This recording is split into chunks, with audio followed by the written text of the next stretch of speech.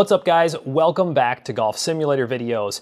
We're back today with a review for the Garmin R10 Portable Golf Launch Monitor. Now we've done reviews in the past. There are some specific reasons that we're here to do another review of the Garmin R10. Really, this video is going to be everything you should know about the Garmin R10 when it comes to accuracy, comparison to other units, how it operates, things like that. All right, if I miss anything, I'll be sure to put that in the description or reply to comments. If someone asks anything, make sure that you comment below. But before we dive into the actual data and comparison, we're going to use camera units against the R10 and show you side by side some different shots where you really need to pay attention to things, certain data points, results, things like that. I want to talk about, one of the main reasons we're doing this video. I had some users point out some things that are being put out online, some videos on YouTube, some posts on social media, things like that, that are very misleading, unfortunately. So I want everybody to understand, how a unit operates and what they should expect. That's why we do unedited videos here, and we only try to share factual information and not really an opinion with anything that we do, just demonstrations. So one of the videos was a FlightScope Mevo Plus against the Garmin R10. Well, let me tell you why that doesn't work for many reasons. One, they were using the Mevo Plus without the required metal dot and in the wrong indoor mode. So the Mevo Plus essentially was just guessing backspin and side spin the whole time without the proper indoor mode as well. And you can't even use the Mevo Plus with the R10 because you have to have the required dot or RCT ball that some people are using. But right now it's only a required dot that FlightScope actually requires or suggests to use, because Garmin has already said that the metal dot could interfere with the radar because it's not measuring spin. That's what I keep trying to tell people. Backspin, side spin, it's not being measured. I actually have the support page of Garmin pulled up right here to reiterate what the unit actually measures. There's only 4 data points that this measures. Club head speed, which the accuracy they state is plus minus 3 miles per hour. Ball speed, which they state is plus minus 1 mile per hour. Launch angle, which is plus minus 1 degree, and launch direction, which is plus minus 1 degree. Everything else is being calculated by an algorithm, okay? So understand that the way that they're calculating this, especially the spin and the spin axis, is going to be based on those other factors, including club data, which has a wider range of accuracy, all right? So there's nothing wrong with this, all right? The Garmin R10 is a $599 unit. I find it a very good value based on our results so far, and we're gonna do a video right now showing you more results. But for people to put out statements that it's as accurate as FlightScope Mevo Plus in an erroneous test, or it's as accurate as a high-end camera launch monitor, is really misleading people, honestly grossly misleading people. And I just wanna try to get a proper understanding out there, because if you're a shopper looking to buy the Garmin R10 or maybe build a golf simulator, I want you to have a full understanding. I don't care what unit you buy. Honestly, I have partners that can connect you on any hardware, software, component, whatever it may be. So we're here just to try to share facts and show demonstrations. And that's what we're gonna do today. So I think that is, everything we kind of need to talk about, other than maybe things that are calculated by their algorithm that some people might not understand, is that club face angle. That is actually calculated by the algorithm, and it's plus minus 2 degrees. Also, the apex height, that's also calculated, and the carry distance is calculated plus minus 5 yards. That's their statement. Could you see bigger variances? Sure, that's just what they're releasing. And of course, the accuracy is going to depend on proper, setup and environment, which I believe we have an excellent environment here, as you guys probably know, and you've seen in the channel. We have an excellent level floor. I make sure that the unit is level. I make sure that it's properly aligned. Our hitting mat is a completely separate surface from the turf that it's sitting on to avoid any type of vibration, things along those lines. So other than that, when you look at an indoor environment and an outdoor environment for that matter, they do say this is important information on the ball spin rate calculation. All right, now whether they're talking exactly about backspin or side spin, specifically, all they say is ball spin is calculated differently depending on if you're outdoor or indoor. Indoor, it's calculated using a machine-learned model that uses measured radar metrics as inputs. So like I said, there's only 4 inputs that are measured, and it's going to use those along with the other estimated or calculated input to come up with backspin and side spin. all right, or spin axis, if you will. All that is the degree of tilt of the ball, making it curve left or right. Some people will look at it as an RPM, which I actually kind of find a little easier to, you know, glance down and see what's going on, because I kind of know where the RPM is in conjunction with what a spin axis would be. But like, you know, if you had 1,000 RPM right tilt, it might be plus 3 degrees, you know, to the right. I'm just throwing numbers out there, but just understand that that's what those are, same thing. Outdoor is calculated by either of the following: an observed ball trajectory by the radar or measured by the radar. Okay, so it's saying that it's able to measure ball spin outdoor, is essentially what they're saying here. Now, it doesn't say it can do it every time, because sometimes it's an observed ball trajectory by the radar. So I'm not quite sure how they're doing outdoor, but I know a ton of people are using this indoor, and that's why this is so important to understand. The indoor, both backspin, spin axis, is calculated using a machine learned model, all right? And then it's using these other radar metrics as the input for that. So without further ado, let's dive right in and take some shots so I can show you guys some very important comparisons about ball data and results using the Garmin R10 with some other launch monitors. All right, guys, welcome back inside the GSV studio. We're here with the Garmin R10 all properly set up. I have it perfectly level. I have it aligned to my target. You don't have to worry about any type of vibration, because my tray that my mat sits in is mounted to the concrete, totally separate from this turf back here, which is double padded. So no worries there. Want to make sure you guys understand we have a good proper setup. We have our UNEEKOR Eye XO high-speed camera, infrared-based ceiling mounted system. And I even have quad over to the side. We're going to take a couple shots and compare those, because you'll find that quad and Eye XO actually have very similar backspin, very similar side spin. We're talking, if you're talking RPM, within a few hundred every single time. Biggest, you know, backspin variances maybe up to 300-400 different is what I see, and then in side spin, you know, very minimal. So, you know, very similar numbers there. I'll move it out of the way though after a couple shots, because I don't want it to interfere with the Garmin R10. We'll do some wedges, we'll do some irons, shot shaping, things like that. We really want to pay attention to that backspin and spin axis number. All right, we want to see if we have the same ball flight, and then we want to see what the backspin is, you know, if you really were, you know, to be talking about wedges, how they would react on greens, or irons, talking about distance, things like that. So let's go ahead and hit some 58-degree wedges to start off. We will talk more about other things as we get going. Not a bad ball. I hit it just a tiny bit behind, so I see I'm only 95.14 spin here and 98.01, so a little lower than I normally would get. I'm not going to focus too much on carry distance. I'm not that worried about it. I mean, I see 86 there, and I see 83 here, and then 631 left side spin, 836 left side spin, so very similar side spin like I said. And then when we switch over to the R10, we have 1,000 less spin. The good news is it does have a little left spin axis. So it looks like it picked up the proper spin axis calculation for that. So good news there so far. We'll hit another one before we remove quad.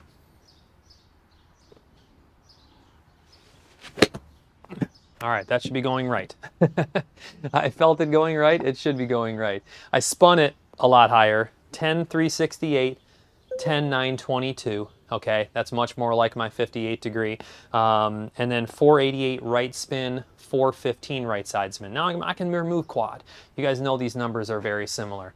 And then 86.79 spin, so here's where I'm getting some of those variances, almost over 2,000, you know, 2,300 or so difference in spin. And then spin axis was at least to the right, so that was good. Both spin axes were to the right. Now we're going to remove quad. That way we don't have to worry about any potential interference between R10.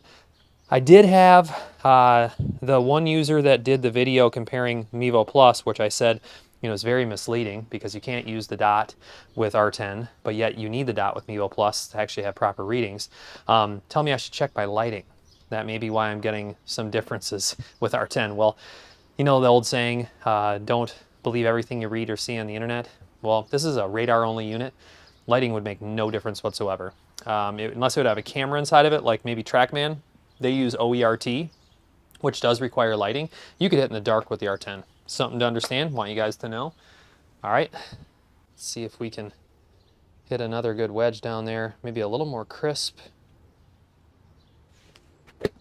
That was a good strike there. 83.62 spin. Man, yeah, I was gonna say, what do I got? 10.573, that's more like it, because I hit that crisp. So here we go again. We're just seeing some big differences as far as this wedge spin. we can look at carry distances, 92 versus 103. So yes, I mean, you're talking a little over 10 yards. That's quite a bit on a wedge. And I find the carry distances very close on IXO and quad. You know, their algorithms are very similar. Now, I do have club stickers on this. So if we looked at club, which was right 0.5 and right 0.6, so they were picking up similar club paths, which is part of that calculation, which is probably why it was reading the spin axis correctly. So now what we really should do is we should try to manipulate our path a little bit and see what happens. What I'll try to do is I know some wedge players that I know personally, they kind of have like an outside in kind of cut with their wedges, and I'll see if I can do that here and see how both of them pick it up.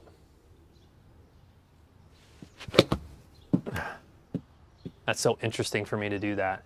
What's interesting is look, we're getting a little more spin now out of R10, 9509. Still 1,000 off though. Both picked up very heavy right side spin, 2049 and 5.7 spin axis degrees. And I had a left club path of 7.5 and 8.2. So other than the spin, just because it's calculated, it's not measuring the spin in any way. That's why you're seeing some differences. Now maybe I'll bring this thing a little from the inside and see how it works. Okay, so that was a miss. I hit it very thin.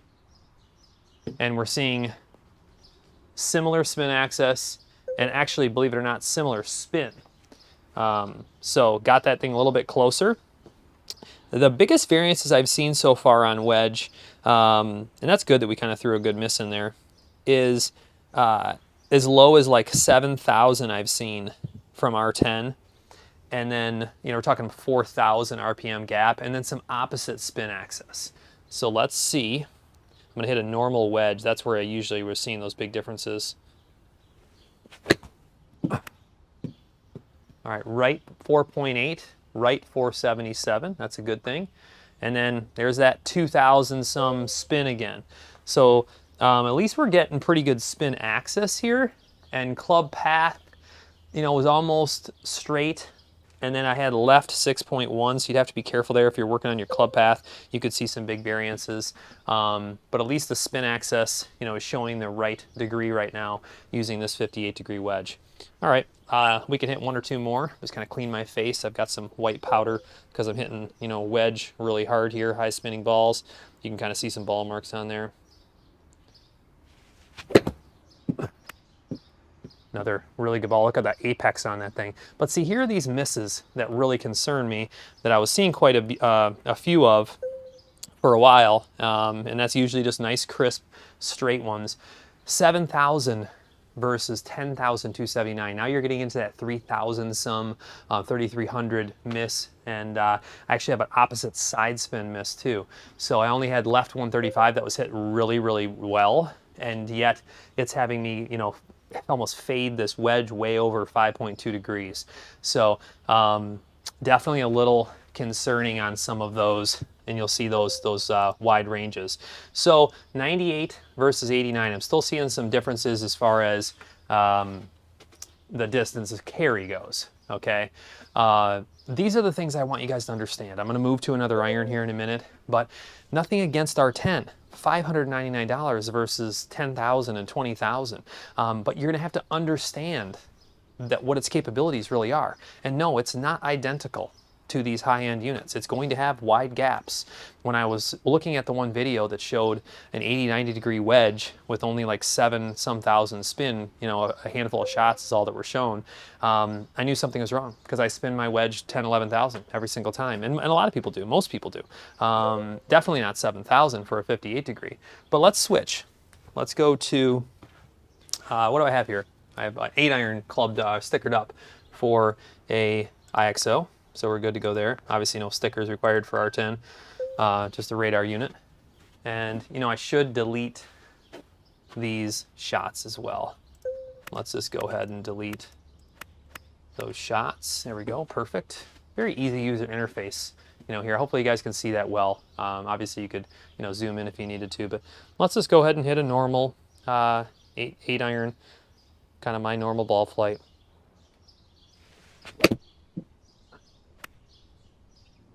All right.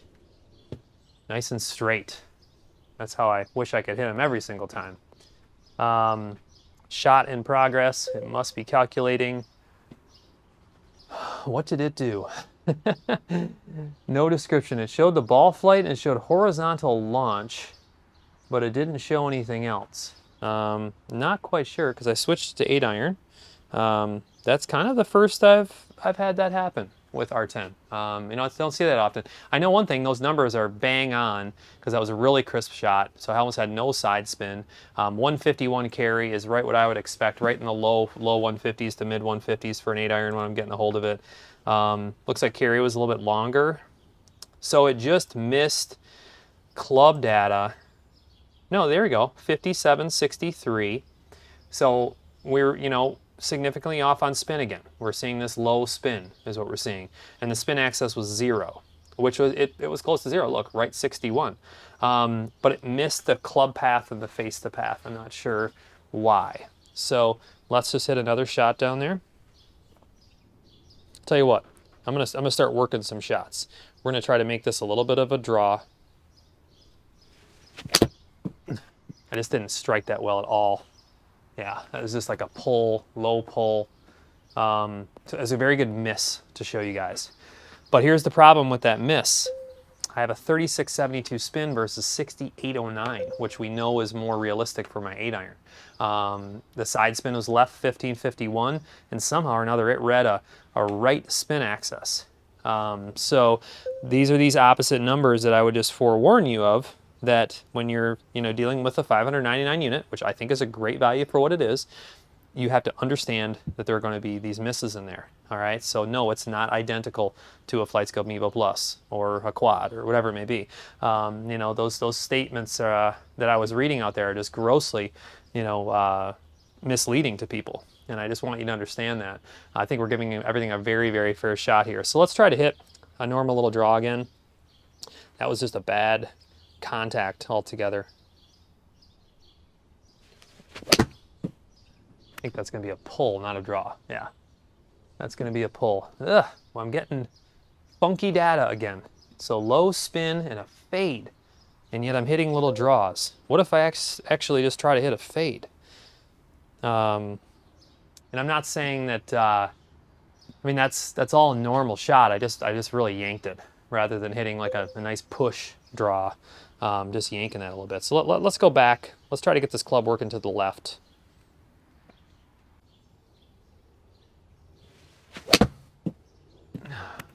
There we go. Get some right movement on this 8-iron. Right 1594, that's quite a bit.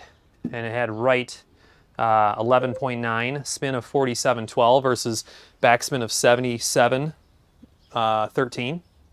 Definitely would expect my 8-iron up in that 7,000 to 8,000 range when I'm hitting it well. I faded it, takes a little bit off, 146. And you guys have seen me play with all kinds of different launch monitors. I mean, these numbers are obviously that IXO is producing are, you know, right in realm there. And then it says left 4.8 path, left 10.5. And maybe that threw it off a little bit for spin and things that it's calculating. All right, try to hit another fade here, not as extreme.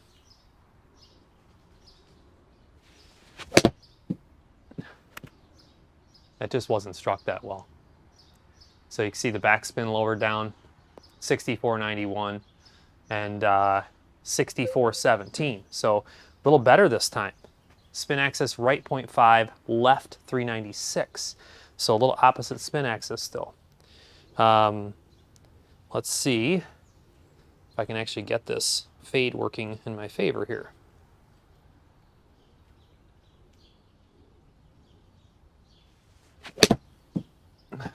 And the problem is just not making the best contact. That was actually a decent fade that time, but I could just feel like it was a little bit towards the toe.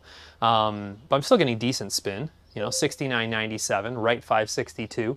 I have right here, and it's not that far off on spin, all right? 800 or so off on spin. Club path left 5.3 versus left 4.3. So we saw very similar results there. And see, now that's where the value comes in, that you're going to see good results, but there are going to be misses. Some of them consistent for people. Some of them less consistent for other people. It really depends. Let's try that push draw again though, because I'm very capable of hitting that. I don't feel like I did a good job.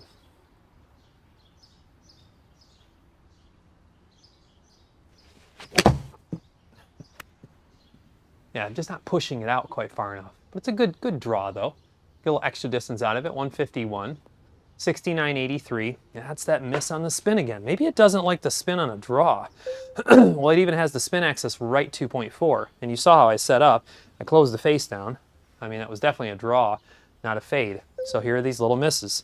I mean, I think this is plenty of data to show that you're going to have variation with the Garmin R10. All right, I showed this in other videos, and here's some very good information. Gear effect. Some people don't know what gear effect is. When you have a driver, for instance, all right, there can be a lot of gear effect.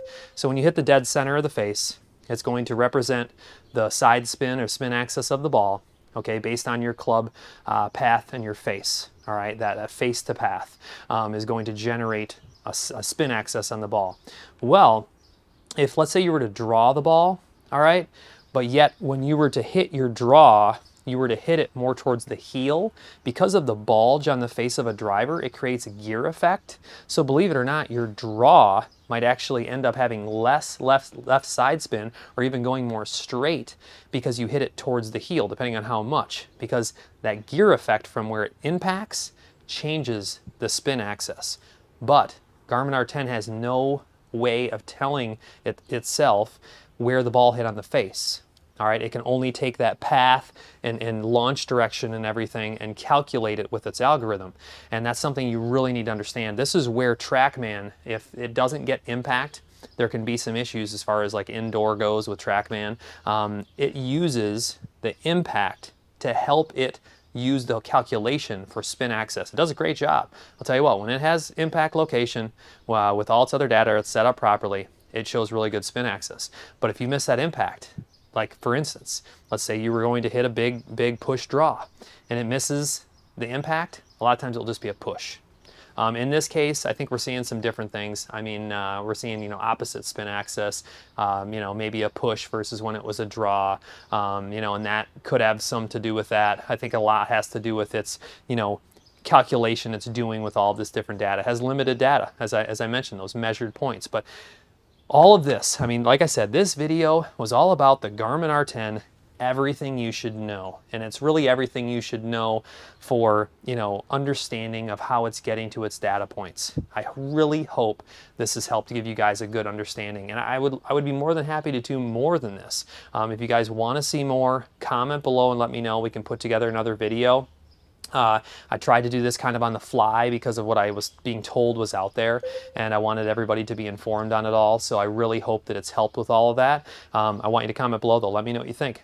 Let me know what kind of results you're getting, okay? What you think of these results. I mean, I think this was a very good test. I'm glad we hit some bad shots too in there to kind of give them some different, feeling of where they're at. So let me know what you think. As always, I appreciate you guys watching. Stay tuned because there'll be a lot more coming soon.